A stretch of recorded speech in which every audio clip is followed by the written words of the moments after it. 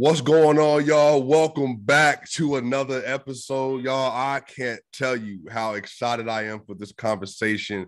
I got one of the GOATs, the absolute GOATs of Colorado coverage, Vic Lombardi, and I have to tell you that you've been a personal favorite of mine since I was a kid.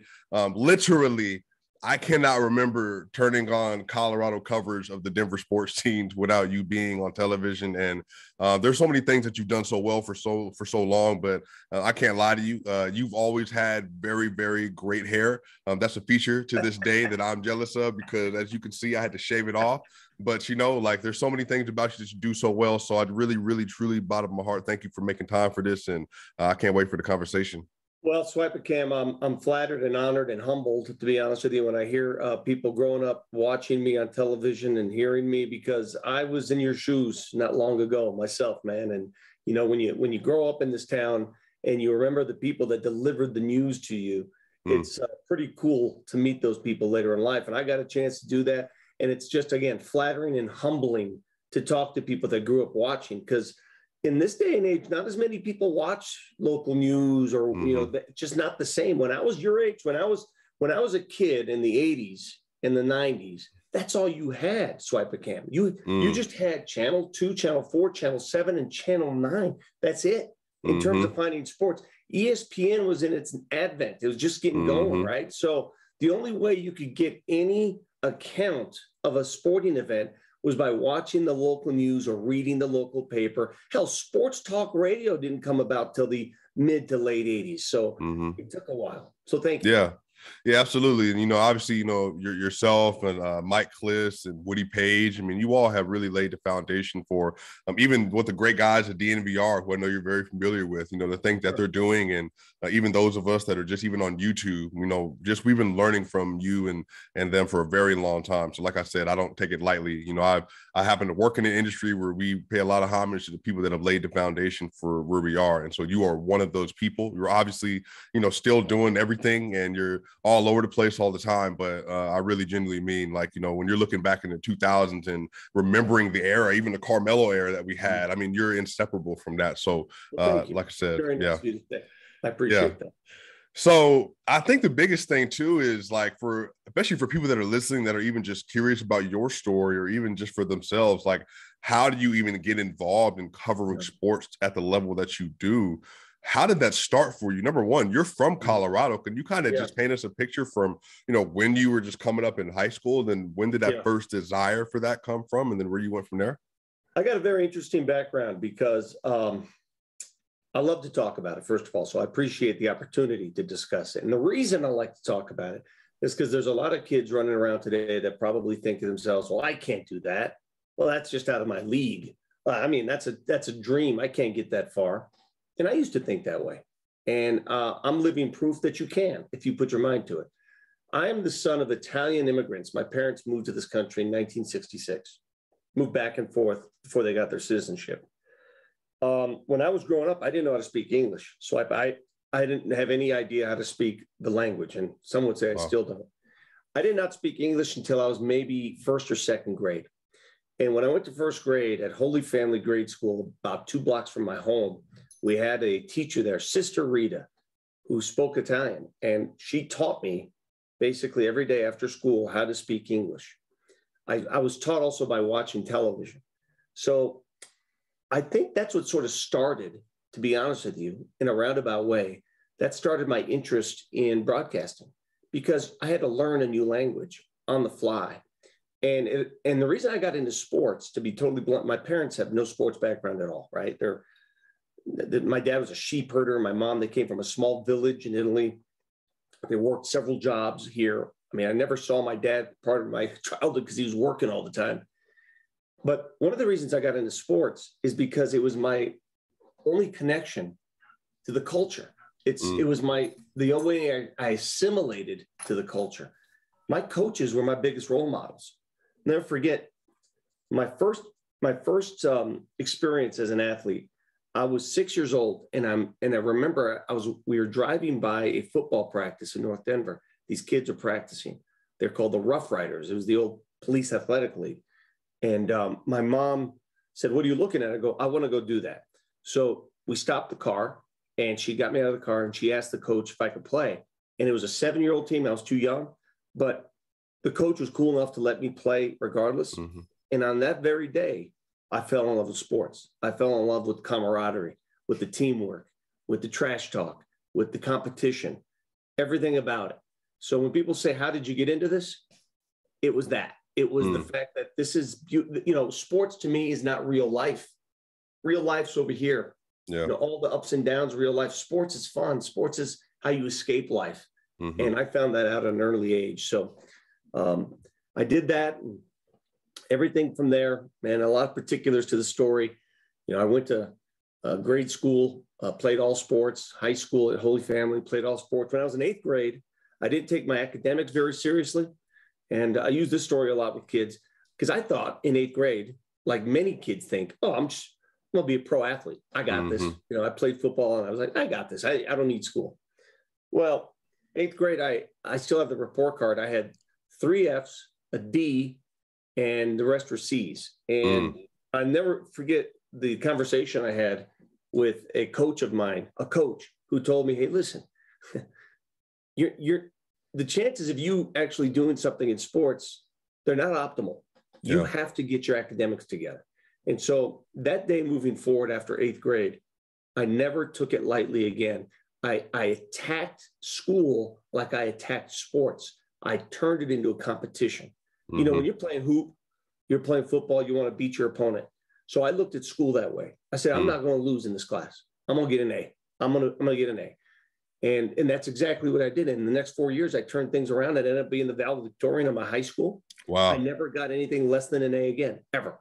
And not because I'm smart, but because I used that athletic approach to school.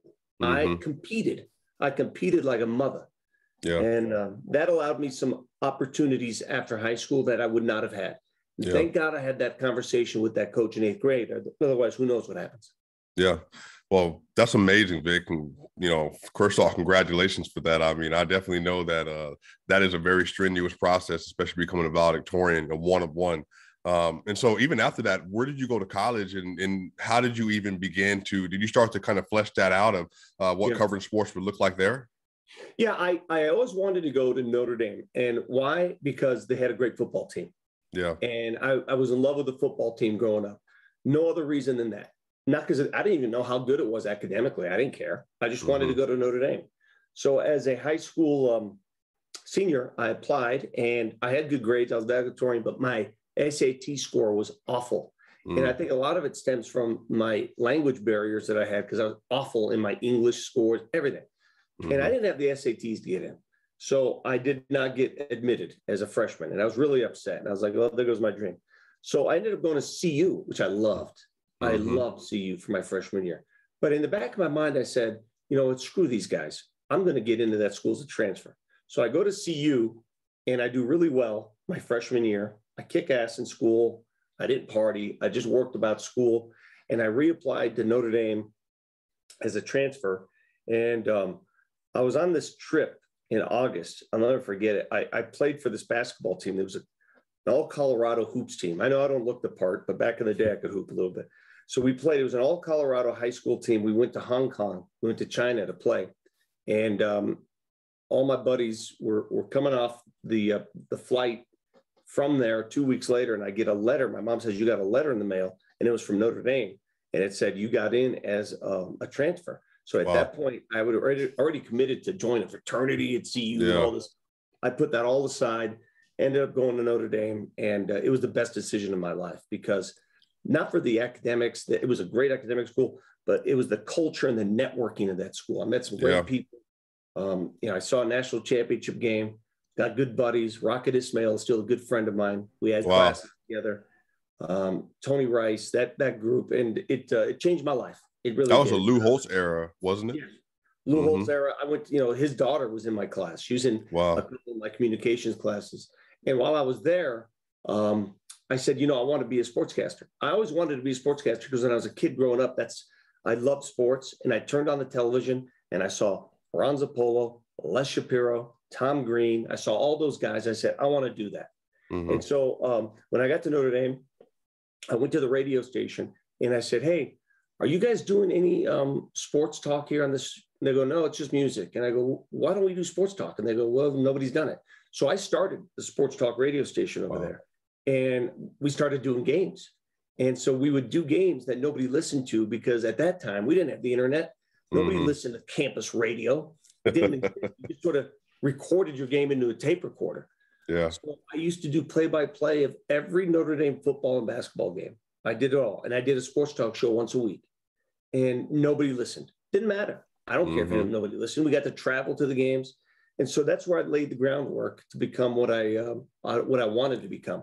And that's the message I have for kids is when you think that there's no avenue, make an avenue. Make it. You know, that's all. Just, you got to force one in there. And that's what I did. Yeah. You know, what's funny about that is I think oftentimes, especially for millennials and even Gen Z, the idea that you have to have maybe the accolades or have to have the platform established, or you have to know all these people in order to be successful at something or to start something. Yeah. But like what you did, it's just you saw an empty space, something that you were passionate about, something that hadn't been done before. But even if it wasn't necessarily successful in the way other people viewed it, because people weren't watching or whatever else it might have been, you got a chance to hone your craft, most importantly, and to establish a rhythm for who you were, how you like to communicate, your style. And you got a chance to find out, not only is this my niche, but I'm good at this and I want to continue to pursue it. And I think that's such a good message for even for me, for other people that are trying to find a way into the game, creating your own platform, whatever industry that is. And even if it might be a dead space, quote unquote, because there's nothing there, but if you have something that you're passionate about and you have the ability to get it done, then that's success right there, just creating an opportunity for yourself. So I think that is excellent.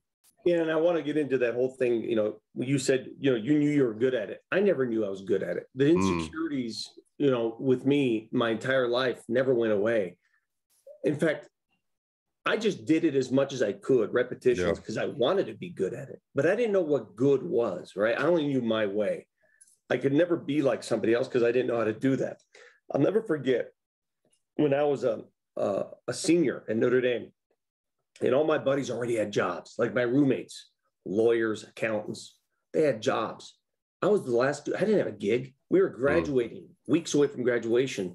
I didn't have a job. I'm like, God, what a loser I am. I got no job. All these dudes have jobs, have careers coming to them. You know, I went down this route. What am I going to do?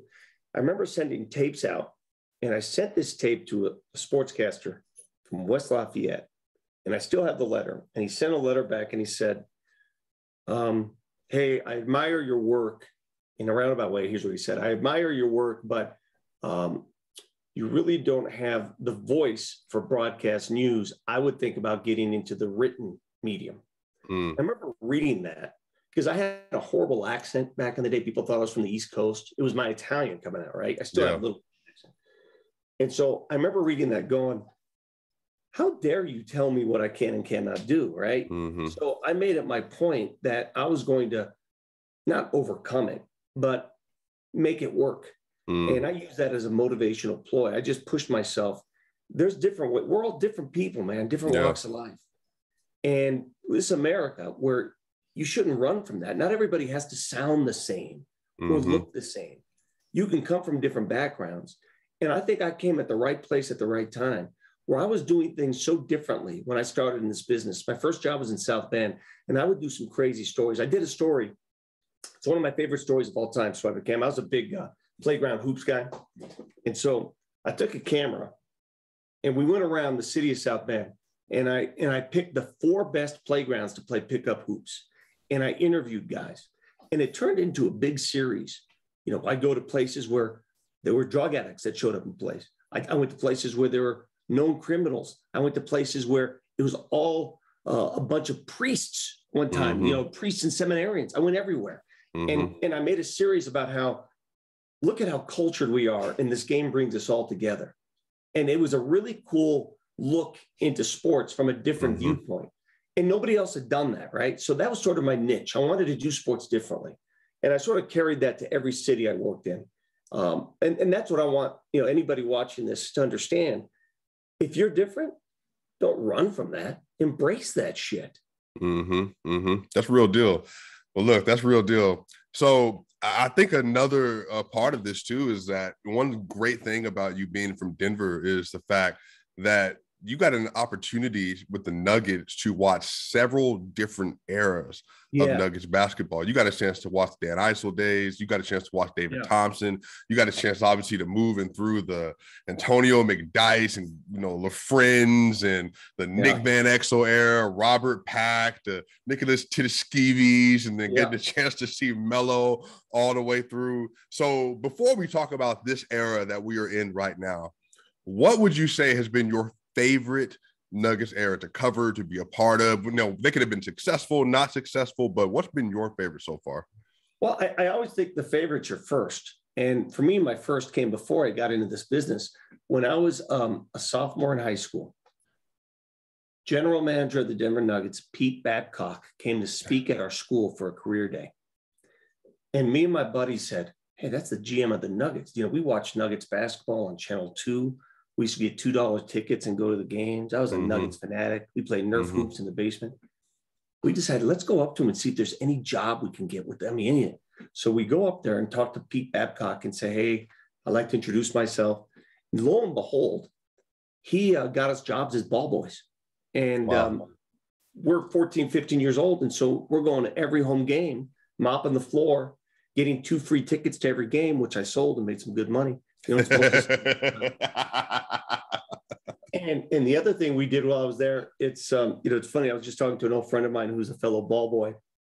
He went to East, and he and I would talk all the time because we had a contest to see who can get the most shoes. Like the opposing team would come in. He got Michael Jordan shoes back in the day. Oh wow!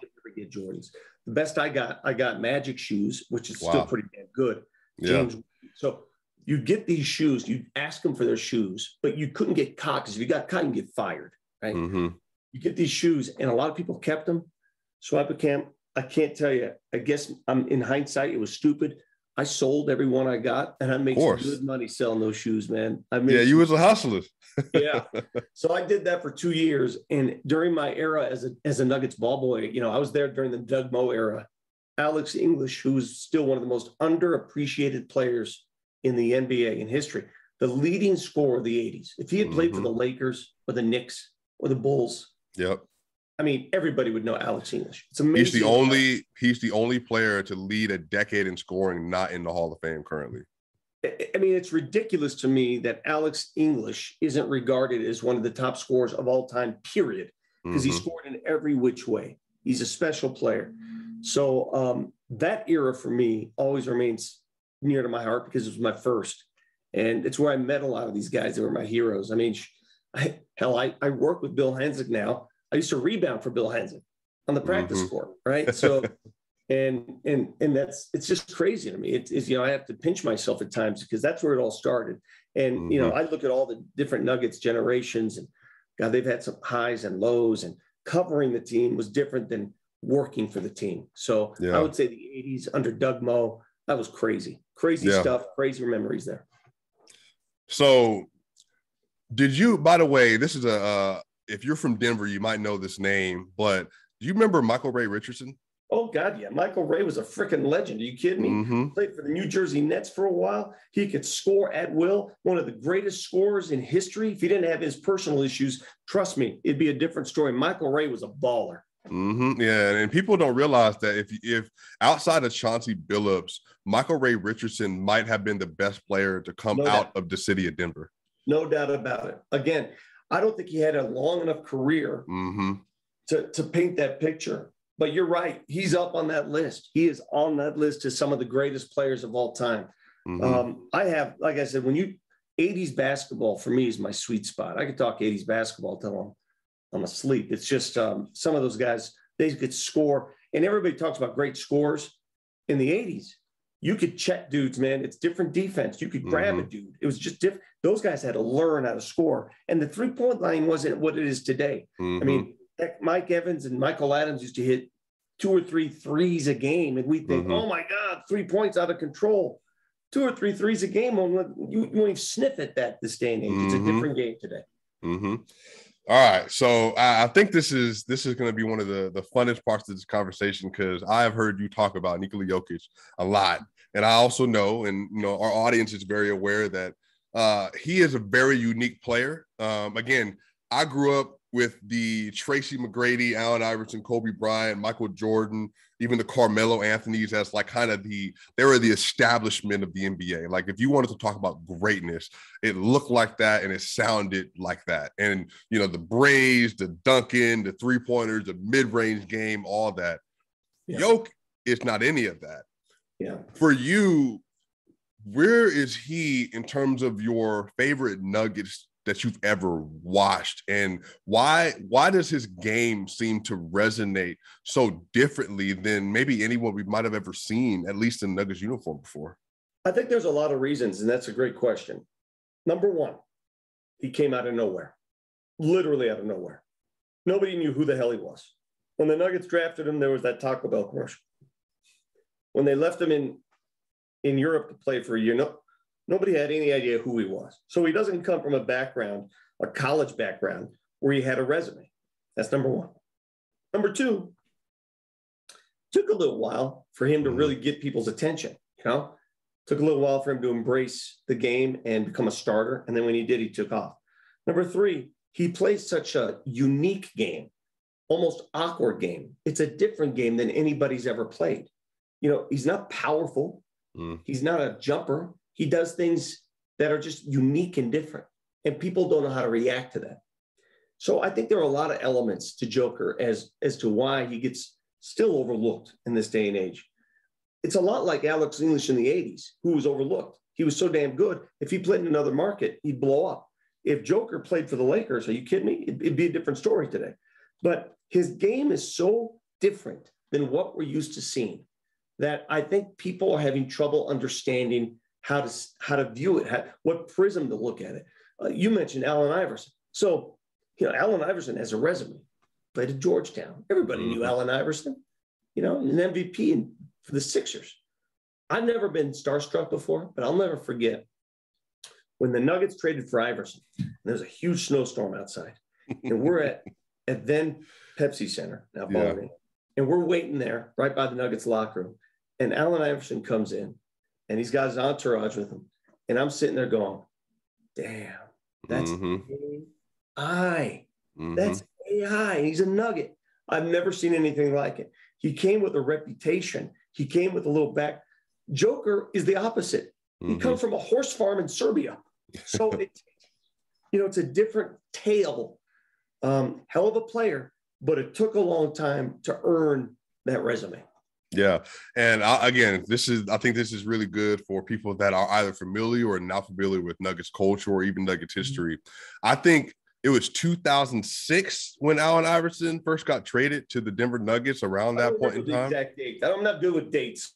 I got you. Well, because I was in high school when that happened. And so I remember, again, growing up watching Iverson and Carmelo Anthony at that point in time. I want to say they were number 1 and number 2 in scoring in the NBA when the trade went down. And so I remember when AI first got to Denver, man, I'm just thinking in my head, I'm like, look, if this ain't the time for the Nuggets to finally win a championship, I don't know what is. Now, obviously, I didn't have the same understanding of basketball and components and plus minus and advanced and all that other stuff. So, but I think as a watcher, I mean, those Denver Nuggets from that 2006 to 2009 era where you had the Allen Iversons and the Carmelo Anthony, J.R. Smith, Chris Birdman Anderson. It was nuts, dude.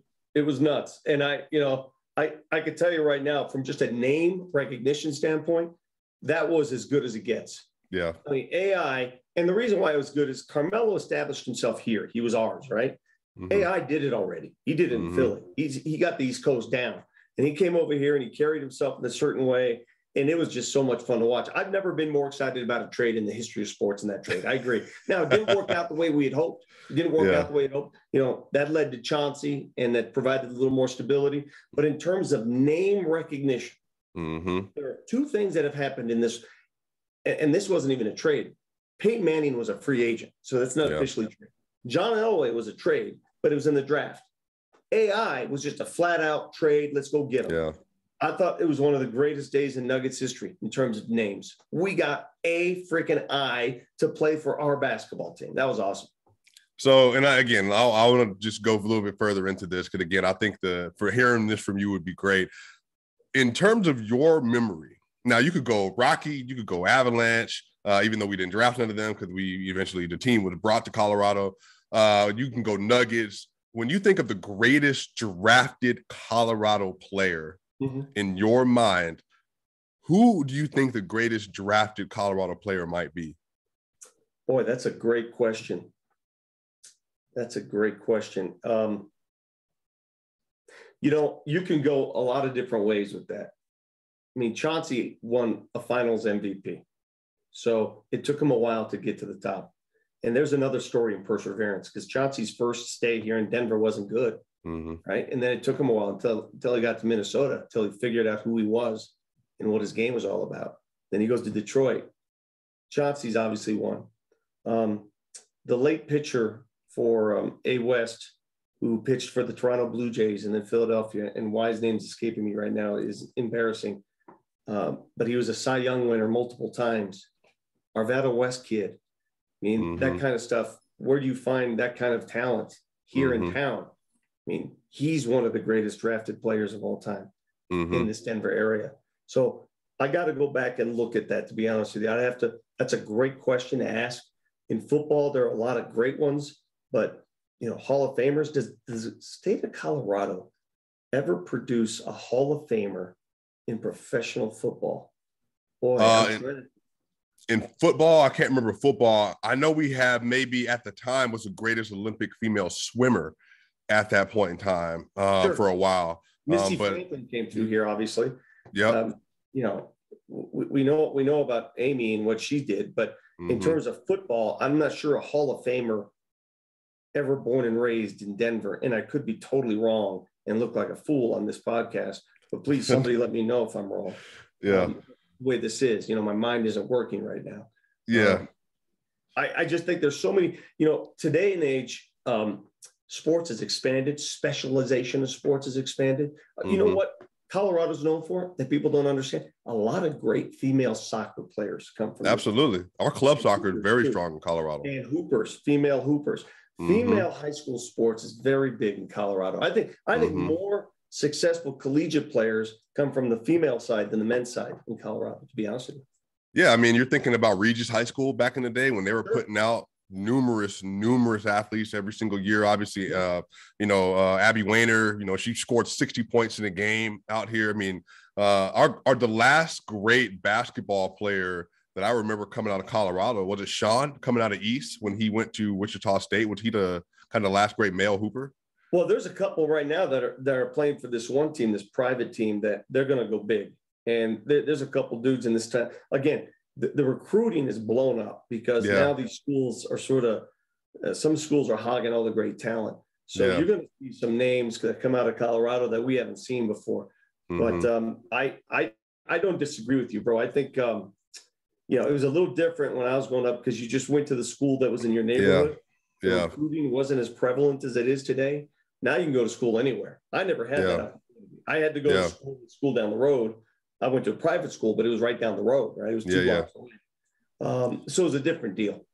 Yeah, and I think to wrap up this, and then we can go back to Yoke. I think maybe in recent memory, the best drafted Colorado-born player will probably be Christian McCaffrey, just because of obviously coming out of the Valor, and then obviously his father, and then what he's doing in the NFL and all-pro running back and all that. Anyway, so when it comes to the lineman that went to Fairview and then played at CU and played for Jacksonville, Italian last name, and I can't remember. I think he played at USC. He was on the Hall of Fame ballot as well. Pretty damn good player. He's calling NFL games. I can't remember his name. He was a guy of the 90s. Yeah, I'll have to go back and remember that one. I know who you're talking about though. I think this, going back to the point about when you're talking about Yoke, when you're thinking about his game and you're talking about his game, and obviously he's built differently than anyone else. You had a great conversation with Brian Windhorst last year about the MVP odds, about him as a player. And last year, and obviously this year, there's another degree, but last year, there seemed to be a lot of pushback when it was coming up to where he was having this historically great season. And, he's putting up 26, 11, and 8 at a center position on crazy efficiency, true shooting out the roof, PER, box plus minus, you name it. But at the same time, the national media really had a hard time accepting his greatness. And I'm curious what you think. Why do you think it is that so many people have been so slow to accept Jokic's dominance? Is it just because he came out of nowhere, or is it something about his game, or maybe even the way he looks, his body? Like, what do you think it is that makes people slow to accept him as an all-time great player? Before I forget, the player I was thinking of was Tony Baselli. I just looked it up. Tony Baselli. I think it's a combination of everything. And the national media, now that they know who he is, it's funny. Now Zach Lowe won't get off it. Zach Lowe's like, he should be MVP again. Now there's dudes that are like, this guy's amazing. And it comes with familiarity, man. It comes like I just mentioned. We didn't know anything about him until we took an extensive look at him. Now people are paying attention. They didn't pay attention. They didn't pay attention like they are now. You start paying attention to his numbers and how he impacts a game on both ends, mind you. Then you start to figure it out. Joker is subtle too. He's not. I asked him about this once. I said, "What? Why don't you have social media?" He goes, "You know what? I had it, and 4 years ago, I turned off my Instagram and Twitter, and my life has been different ever since. And I love it." He turned it all off one day. Just said, "Forget it. I'm off. I'm out of here." So he doesn't do social media. He's not out there campaigning for himself ever. Yeah. You never hear him say anything positive about himself. He's always talking about teammates. He's just a different kind of dude. And I don't think people know how to handle that, to be honest with you. So I don't blame them. Like when Windhorst came on our show and said, this and that, part of me was like, I almost felt sorry for him because he doesn't get to witness his greatness every night like we do. He just doesn't. It just shows me they're not watching as closely. That's all it shows me. And when they get the opportunity to watch, it's like making the Pro Bowl in football. Once you make the Pro Bowl one year, you're more likely to make it every year after that because people know who you are. Now that Joker's the MVP, reigning MVP, you think he'll ever miss another All-Star game ever? Hell no. Penciling him in every year. Took a while to get there, but now that he's there, he's already climbed the mountaintop. Yeah. And to your Pro Bowl mention, Bradley Chubb made the Pro Bowl as an alternate without any sacks this year. So to your point, he made it last year, and so that name recognition does carry.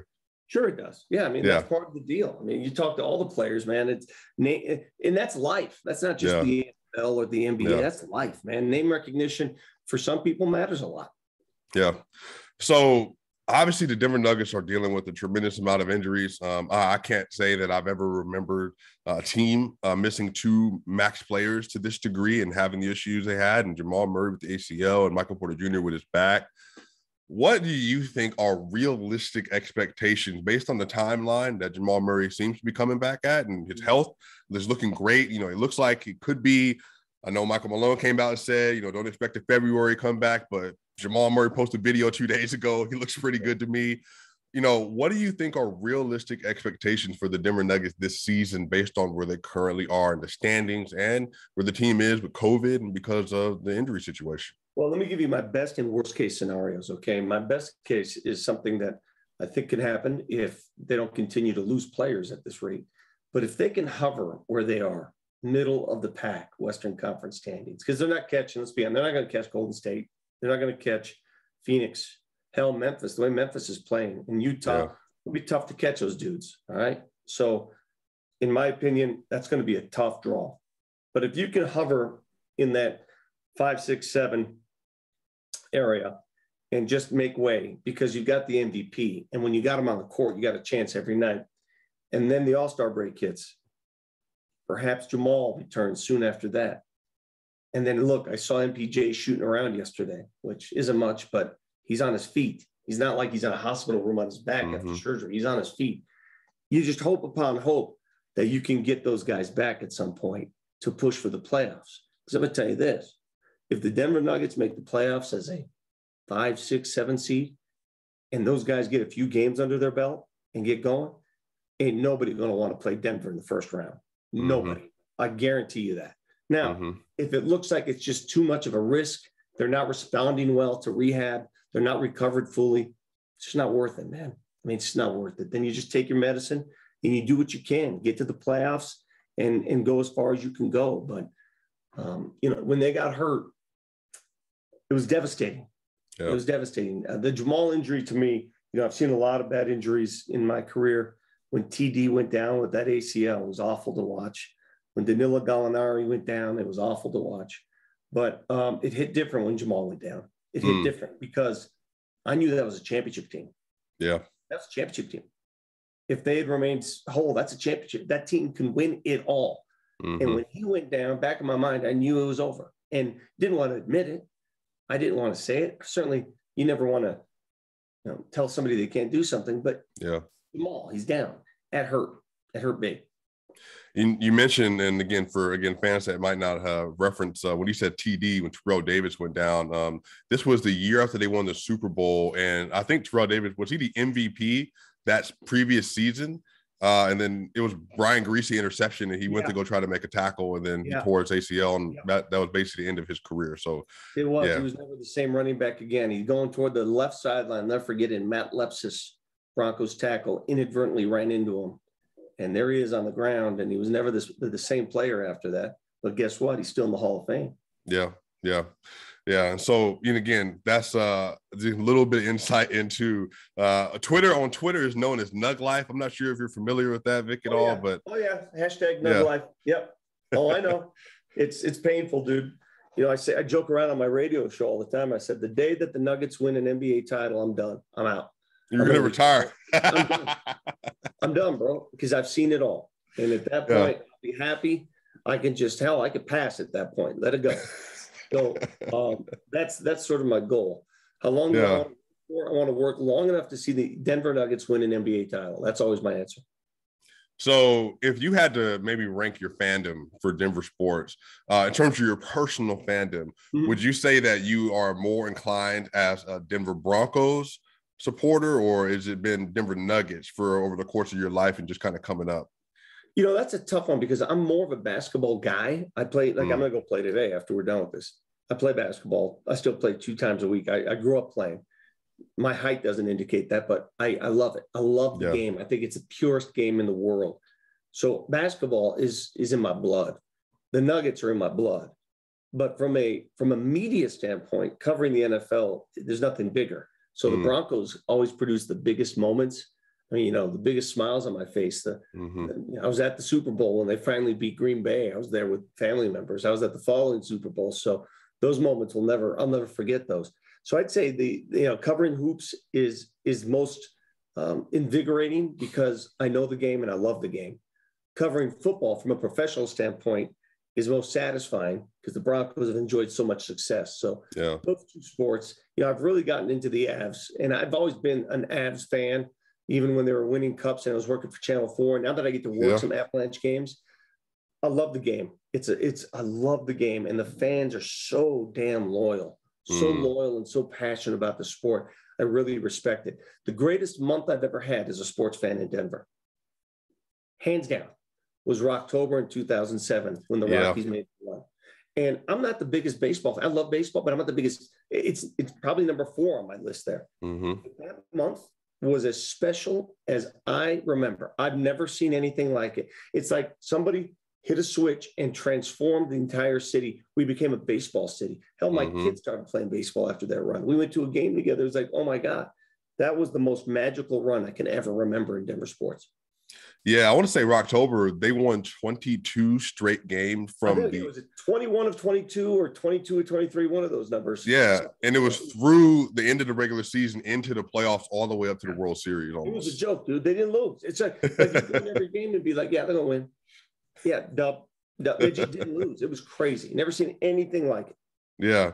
So you kind of highlight this, but in order to close us out, I want you to kind of just talk up what has your favorite part of your job been over the last several years that you've been doing it? I mean, what has been the highlight of being able to cover sports and working in broadcasting and working in the news for you? For me, it's funny because people ask, why did you get into this? And I get my adrenaline rush, not by meeting athletes or going to games. I love going to games. My adrenaline rush comes from doing something, creating something creative, saying something creative, saying something that make people think, like putting a piece together, an interview. I'm very proud of an interview I did once about 4 years ago. Jake Plummer and Mike Shanahan had a falling out, and I knew both of them personally. So I got both of them together. I had them go to Shanahan's restaurant. We did a whole story of them just, they hadn't talked in years. and they just let it all go. And it was really cool to do something like that. So I enjoy the creative element. I enjoy producing things that people will remember, whether it's something like that or sitting down with Joker and asking him why he always wins jump balls and the secrets to his jump balls that we did this a couple of weeks ago. I love stuff like that. That's sort of out of left field that people don't think about necessarily, but it's there. So that's my favorite part of the job. Yeah. Well, Vic, this has been a special treat for me. I know that this has been a special treat for the audience as well. And I think, again, you are obviously one of the GOATs from covering Colorado sports. And so I know that people are always excited to see your work and see what you do. I love the fact that you have such a prominent voice on Twitter. I think you bring a lot of legitimacy to the Nuggets fans that are kind of just going through the same thing and knowing that somebody in your position is feeling the same thing they're feeling. So I know we appreciate that. So I appreciate the time, bud. I love talking to people. I love talking to younger people because you guys keep me young. And it's, again, it's an honor. And I just want you to remember, dude, you're doing it the right way. You don't, this business is different. When I was a kid and I wanted to get in this business, there was a certain ladder you had to climb. Yeah, you got to start in this market. Then you got to do this and that. That ladder doesn't exist anymore. This has changed everything. All right. This is your TV station. This is your radio station, your podcast, your YouTube. It's changed it all. So you can establish your own path. And for those of you watching this and listening now, understand that, man. You're only going to go as far as you want to go, man. Just go get it. It's there. It's there if you want it bad enough, but you've got to work like a son of a bitch to get it. If you don't work, you don't deserve it. Well, look, that's the word from the man himself, Vic Lombardi. Thank you so much for being here, you all. And by the way, Vic, can you let everybody know where to find you, all the platforms you're plugging content at? Yeah, I do a morning radio show for Altitude Sports on 92.5 with Brett Kane and Mark Mosier. Love those dudes. And Marty, our producer. Then I do the Nuggets, most of the Nuggets post game, halftime shows. I do a lot of Avs as well this year for Altitude TV. And then the easiest way to find me is Twitter at Vic Lombardi, because I live on Twitter, probably too much, to be honest with you. And I like fighting too. So if you got some fighting words, come at me. Well, look, thank you so much for being with us today, Vic. You all go ahead, hit that subscribe button, let Vic know, holla at him, follow him on Twitter, let him know that you saw the show, and make sure that you continue to follow the channel. I will see you all.